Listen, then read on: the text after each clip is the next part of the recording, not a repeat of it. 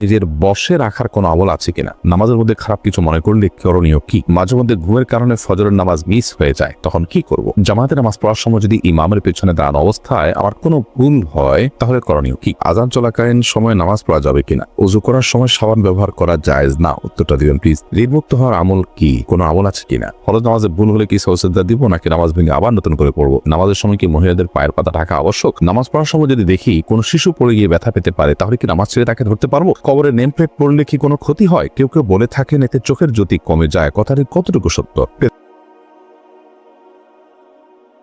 দর্শক, আর বিলম্ব না করে চলে আপনাদের করা জীবন ঘনিষ্ঠ জিজ্ঞাসা যেগুলো ইতিমধ্যে আমাদের কাছে চলে এসেছে সেগুলোতে আমরা প্রবেশ করি। সাব্বির খান আপনি লিখেছেন মাঝে মধ্যে ঘুমের কারণে ফজরের নামাজ মিস হয়ে যায় তখন কি করব। ঘুমের কারণে হঠাৎ কালে ভদ্রে মিস হয়ে যেতে পারে নামাজ, তাহলে সেক্ষেত্রে যখন ঘুম ভাঙবে তখন আপনি নামাজ পড়ে নেবেন, কিন্তু নিয়মিত যদি এরকম হয় তাহলে সেটা দর্শনীয়। এরপর সোনিয়া আপনি লিখেছেন আজান চলাকালীন সময় নামাজ পড়া যাবে কিনা। জি, আজান চলাকালীন সময় নামাজ পড়লে নামাজ হবে, কোনো অসুবিধা নেই।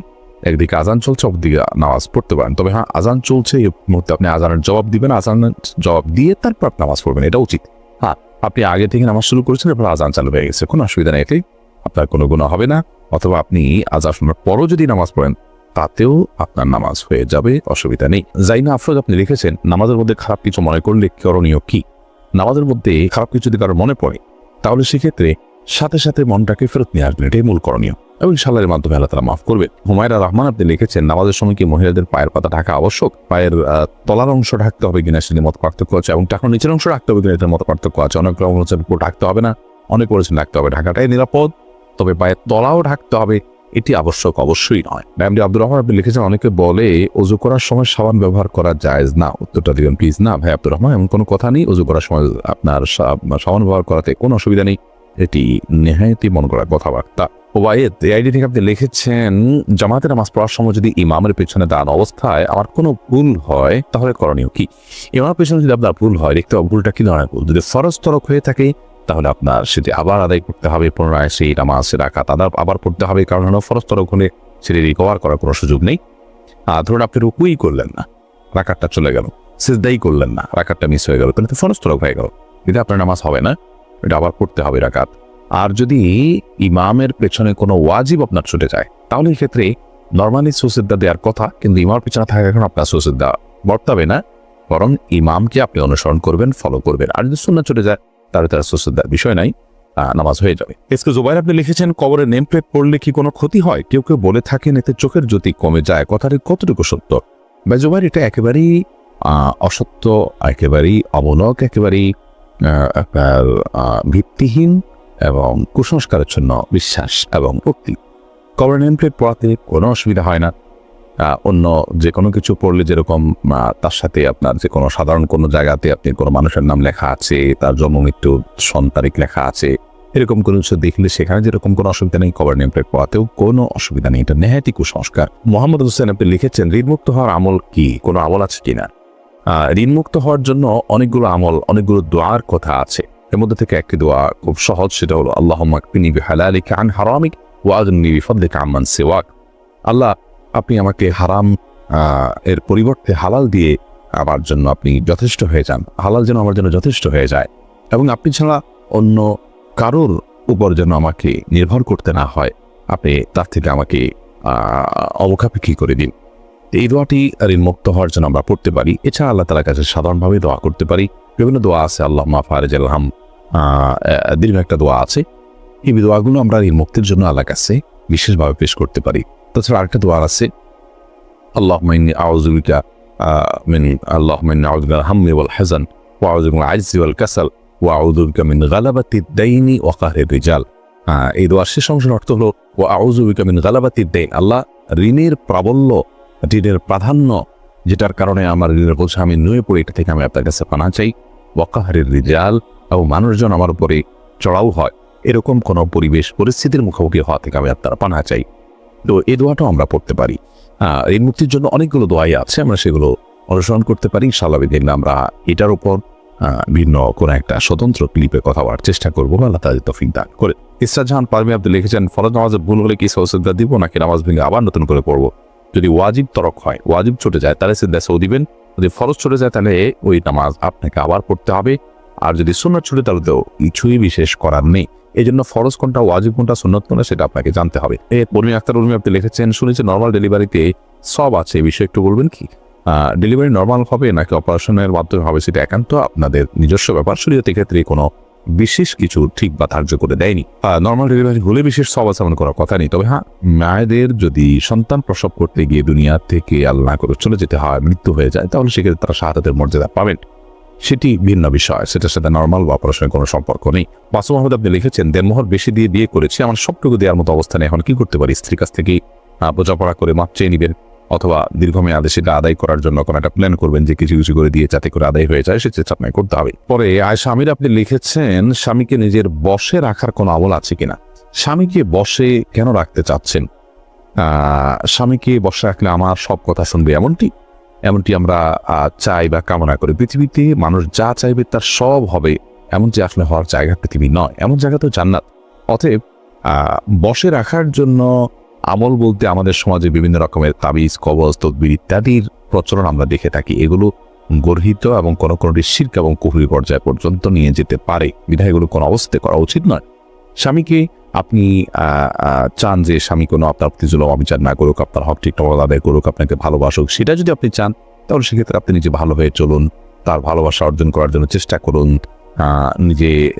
নিজেকে একজন উত্তম স্ত্রী এবং আকর্ষণীয় করে তার সামনে উপস্থাপন করুন, এবং তাকে ভালো মানুষ হওয়ার জন্য বিভিন্ন দিক থেকে হেল্প করুন, আল্লাহর কাছে দোয়া করুন, এগুলো আপনার কর্তব্য। এর বাইরে আপনার গতানুগতিকভাবে আমাদের সমাজে অনেক বোনরা আছেন যে স্বামীকে বশে আনার জন্য বিভিন্ন কবিরাজের কাছে যান, তারা বিভিন্ন আপোষের তাবিজ টাবিজ দেয়। এগুলো গর্হিত কাজ এবং গুনাহের কাজ, কোনো কোনো ক্ষেত্রে ঈমান বিধ্বংসী কাজ হতে পারে, এবং এর ফলশ্রুতিতে অনেক সময় ক্ষতির মুখোমুখি হয় মানুষ, বিধায় এগুলো করা উচিত নয়। মাসমা আক্তার আপনি লিখেছেন, সোসেদা দিতে ভুলে গেলে করণীয় কি? যখন স্মরণ আসবে তখন দিয়ে দিবেন। আর যদি আপনি সালাত শেষ করে অন্যদিকে হাঁটাচলা করছেন তারপরে মনে হয়েছে, তাহলে সেক্ষেত্রে আপনি আবার সে নামাজ পড়বেন। শারমিন নাইম আপনি লিখেছেন, নামাজ পড়ার সময় যদি দেখি কোনো শিশু পড়ে গিয়ে ব্যথা পেতে পারে, তাহলে কি নামাজ ছেড়ে তাকে ধরতে পারবো? যদি দেখেন যে সে ক্ষতিগ্রস্ত হতে পারে, বড় ধরনের ক্ষতিগ্রস্ত, বিশেষ করে জীবন হুমকির মধ্যে পড়তে পারে, এরকম পরিস্থিতি হলে অবশ্যই নামাজ পড়ে আপনি তার জীবন রক্ষা করবেন। শিশু শুধু নয়, যে কোনো মানুষের ক্ষেত্রে প্রযোজ্য। ধরুন আপনি নামাজে দাঁড়িয়েছেন, একজন মানুষ পানিতে পড়ে গেছেন, তিনি সাঁতার জানেন না, তিনি ডুবে মৃত্যুর মুখে পতিত হতে পারেন, আপনি তাকে বাঁচানোর সুযোগ আছে, তাহলে আপনি নামাজ ছেড়ে দিয়ে তাকে বাঁচাতে হবে। এটার ব্যাপারে সমস্ত ফুকাহা একরাম একমত। ঠিক একইভাবে একটা শিশু, সে যদি কোনো বিপদের মুখে পড়তে যাচ্ছে, আপনি দেখতে পাচ্ছেন যে মৃত্যুর মুখে পতিত হতে পারে, বড় ধরনের বিপদ হতে পারে, আপনি নামাজ ত্যাগ করে তাকে ধরতে পারেন, কোনো অসুবিধা নেই। আর যদি হালকা পাতলা ব্যথা পেয়েছে, মনে হয় যে অন্য কেউ হয়তো ধরবে, হয়তো একটু কান্নাকাটি করে ঠিক হয়ে যাবে, তাহলে সেক্ষেত্রে আপনি নামাজ ছেড়ে তাকে ধরা শিক্ষা নিতে পারেন নিজেদের হেফাজতের জন্য। বাইক চালানোর ক্ষেত্রে যদি পর্দা মেনটেন করে তিনি করতে চান, করতে পারেন ইনশাআল্লাহ। সফর দূরত্বে যেতে চাইলে মাহরাম লাগবে, আর সফর দূরত্ব ছাড়া এখানে সেখানে যেতে চাইলে পর্দা মেনটেন করে করতে চাইলে করতে পারবেন। কিন্তু বাইকে পর্দা মেনটেন করা কতটুকু সম্ভব হয় এটা প্রশ্ন সাপেক্ষ বিষয়। আজকে যত ঘনবসতিতে আমরা থাকি সে যুগে এটা ছিল না। আর দ্বিতীয়ত হলো যে বাতাসের কারণে শরীরের বিভিন্ন অঙ্গ প্রত্যঙ্গ ফুটে উঠবে, যেটা নারীত্বের জন্য অপমান। সেই জায়গা থেকে একান্ত নিরুপায় হলে এটি না করা উচিত, কিন্তু যেহেতু কেউ করেন পর্দার সাথে, তাহলে আমরা হারাম বলতে পারবো না। ধ্রুব তারা এই আইডি থেকে আপনি জানতে চেয়েছেন, আজানের সময় মেয়েদের মাথায় কাপড় দেওয়া এবং কাপড় থাকা বাধ্যতামূলক কিনা, এই বিষয়ে আমাদের একটা ভিডিও আছে, আপনি দেখে নিতে পারবেন। আজানের সময় মেয়েদের কাপড় দেওয়া মাথায়, এটা আবশ্যক কিনা? উত্তর হলো না, আজানের সাথে মাথায় কাপড় দেওয়ার কোনো সম্পর্ক নেই। বাসাবাড়িতে যে সমস্ত মা বোনরা আছেন কিংবা পথে ঘাটে আছেন, মসজিদের সামনে দিয়ে যাচ্ছেন, আজান আওয়াজ শুনছে, ওইটায় মাথায় কাপড় টেনে দিতে হবে, এমন কোনো বাধ্যবাধকতা নেই। তবে যদি তিনি বাইরে অন্য পুরুষে থাকেন, তাহলে সর্বাবস্থায় তাকে মাথায় কাপড় টেনে নেওয়া উচিত, আজান দেওয়া অবস্থায়ও, আজান না দিলেও।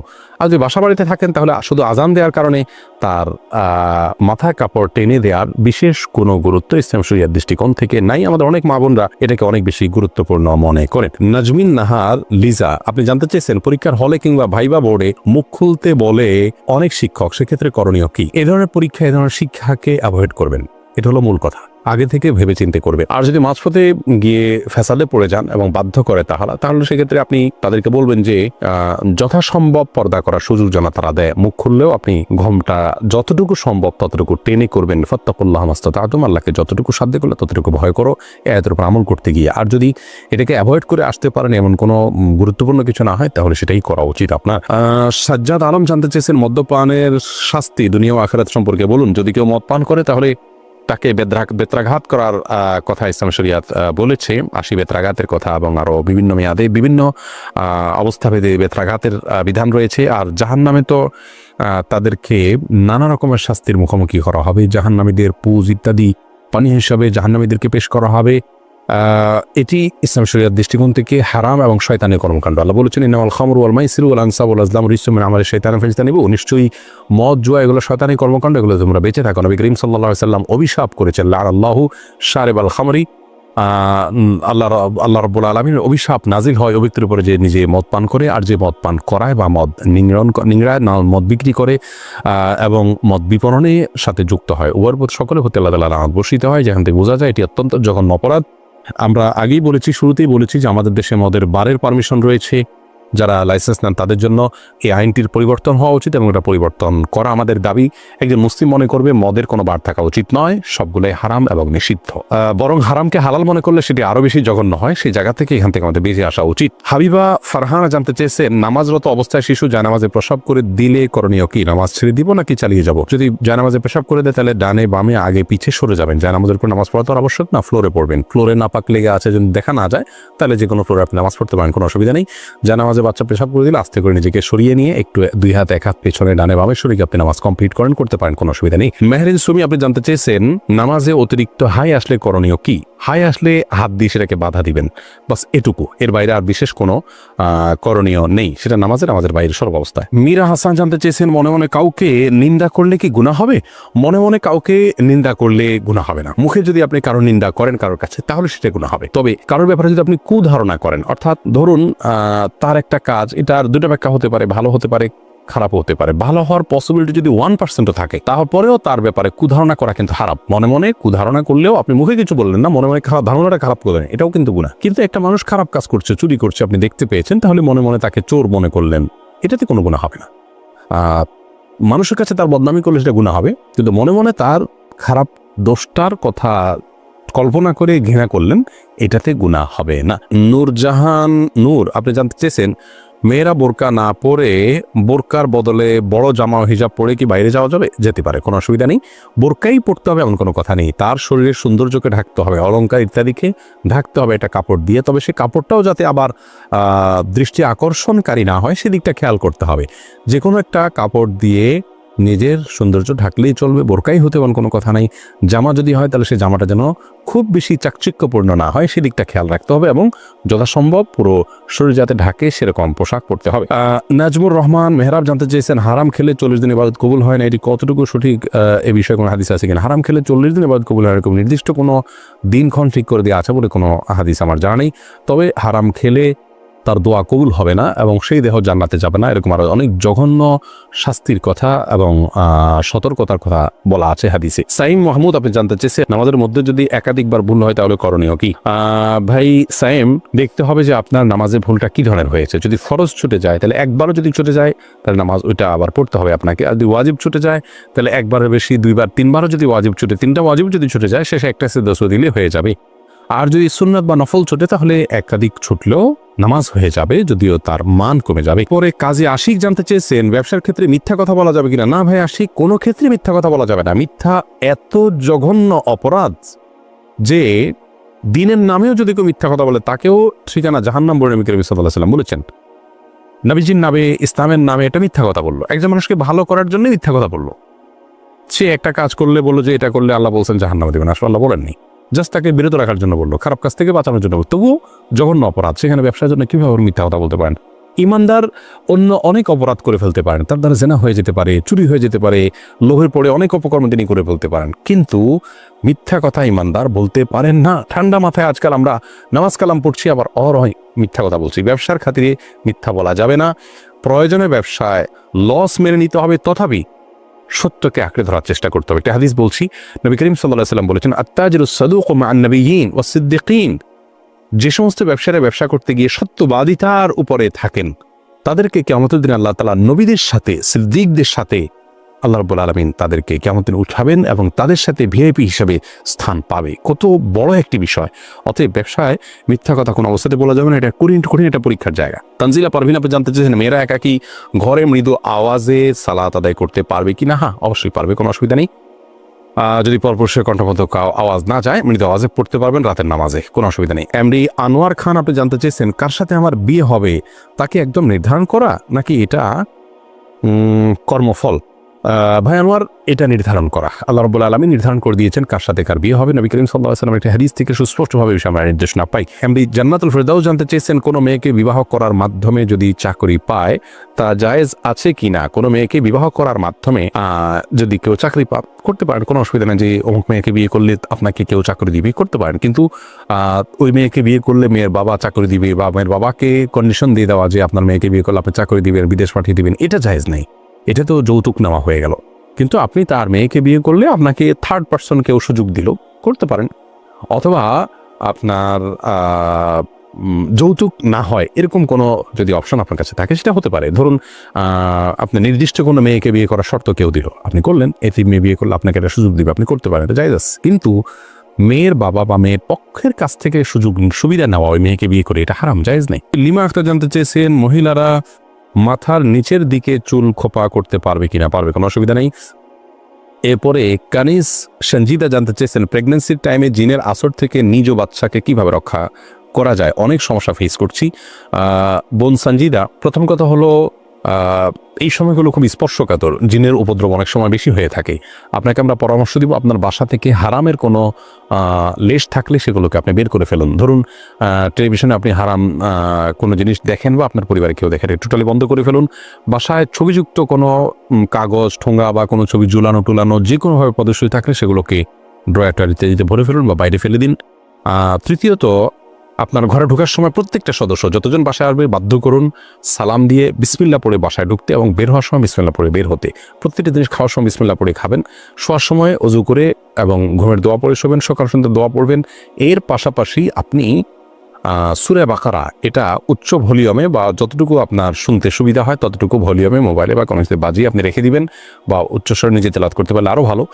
আর রুকিয়া অ্যাপ আছে, অনেক রুকিয়ার অ্যাপ আছে যেগুলোতে শুধু কোরআন হাদিসের দোয়া এবং আয়াত আছে শুধুমাত্র, সেগুলোকে চালিয়ে রাখতে পারেন বাসা বাড়িতে।